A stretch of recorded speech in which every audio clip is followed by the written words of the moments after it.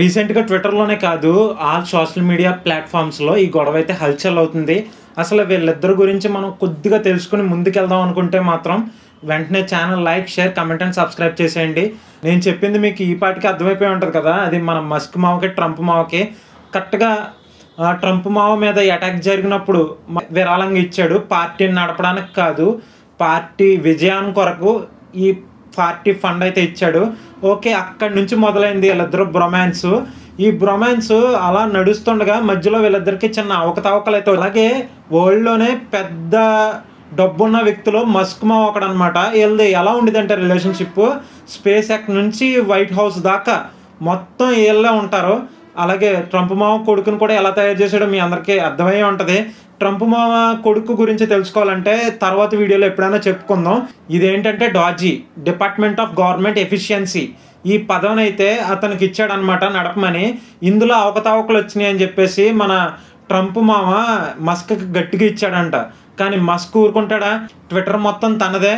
ఈ ట్విట్టర్లో మన మస్క్ మామ బేభత్సంగా గట్టిగా పగిలిపోయేలు ఇచ్చాడనమాట ట్రంప్ మావకి. ట్రంప్ మావ గురించి ఎందుకు చెప్తున్నానంటే, ఇప్పుడు మన ఇండియాలో ఏ గొడవ జరిగినా కూడా అతనే ముందుండి అన్నీ చేస్తున్నాడని మనం అందరం అనుకుంటాం. కాకపోతే అది ఏమీ కాదు. ఎందుకంటే ఒక ట్వీట్ వేసి ట్రంప్ మావ మొత్తం అందరినీ రెచ్చగొట్టేలా చేస్తాడనమాట.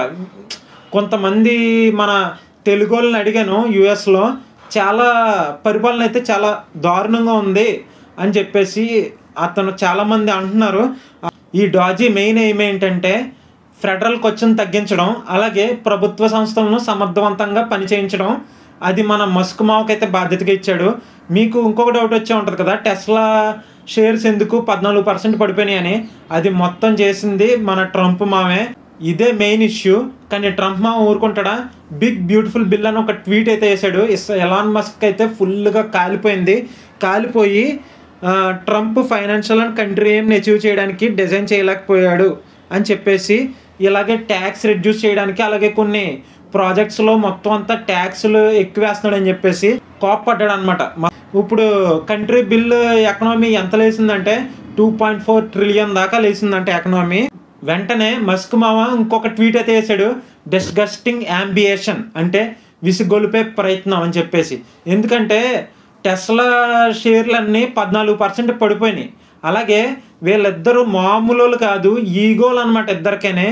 ఎక్కడ ఎవరో కూడా తగ్గరు.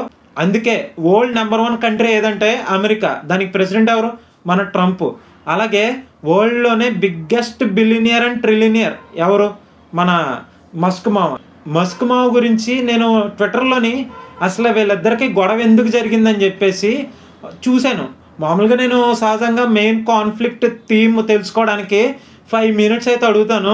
కానీ గ్రోక్ కూడా ఏం చేశాడు, ఇలా కాదురా బాబు మొత్తం జరిగిందంతా చెప్తానని చెప్పేసి 50 నిమిషాలు స్క్రిప్ట్ అయితే ఇచ్చాడు. అసలు వీళ్ళిద్దరి మధ్యన ఏమేం గొడవలు జరిగినాయి అని చెప్పేసి 50 నిమిషాలు స్క్రిప్ట్ అయితే ఇచ్చాడు అనమాట. ఈ స్క్రిప్ట్ ఇచ్చినప్పుడు నాకు ఒకటే అనిపించింది, మనం ఏదైనా ఇంట్రెస్టింగ్ టాపిక్ బయట జరిగేది ఫ్యాక్ట్స్ గురించి అడిగితే 1 to 3 మినిట్స్ ఇస్తాడు. కానీ వీళ్ళిద్దరు గొడవ గురించి ఎందుకు అంతసేపు ఇచ్చాడు అని చెప్పేసి నాకైతే ఒక డౌట్ అయితే వచ్చింది. ఈ డౌట్ ఎందుకంటే మరి మస్క్ మావదే కదా గ్రోకో, ట్విట్టర్ అవన్నీ. ఓకే, ఈ బిల్స్లో ఈవీ ట్యాక్స్ క్రెడిట్స్ కూడా తగ్గించేశారంట. మనం ఎక్కడికైనా క్షేమంగా వెళ్ళు, లాభంగా తిరిగిరా అంటాం కదా. మనోడికి క్షేమంగా పదవెక్కాడు, లాభంగా మాత్రం తిరిగి రాలేపోయాడు. అక్కడ ట్రంప్ మావ మొత్తం చితకొట్టేసాడంట మన మస్క్ మావనే. మరి ఇన్ని గొడవలు జరుగుతుంటే మరి మస్క్ ఊరుకుంటాడా? ఇంకొక ట్వీట్ వేసాడు, కంట్రీ ఎకనామీ ఎక్కడికి పోతుందని చెప్పేసి మస్క్ మావ ట్రంప్ని అడిగాడు అనమాట. అడిగితే మనోడు ఏం చేస్తాడు, కొంచెం క్రేజీగా ఉంటాడు కదా మన ట్రంప్ గాడు. మన ట్రంప్ ఏం చేశాడంటే క్రేజీ అని చెప్పేసి ఒక ట్వీట్ అయితే వేసాడు. వీళ్ళిద్దరికీ వివాదం ఇంకా బాగా ముదిరిపోయిందనమాట. అసలు ఈగో అని ఒక సినిమా తీసి వీళ్ళిద్దరిని హీరో విలన్ కింద పెడితే సూపర్ మల్టీ స్టారర్ హిట్ అవుతుంది. అది మాత్రం నేను పక్కా చెప్తున్నాను. మరి ట్రంప్ మావ ఊరుకుంటాడా? నీ బిజినెస్లు మొత్తం అద్దపాతాలను తొక్కుతానని చెప్పేసి స్ట్రాంగ్గా వార్నింగ్ ఇచ్చాడు.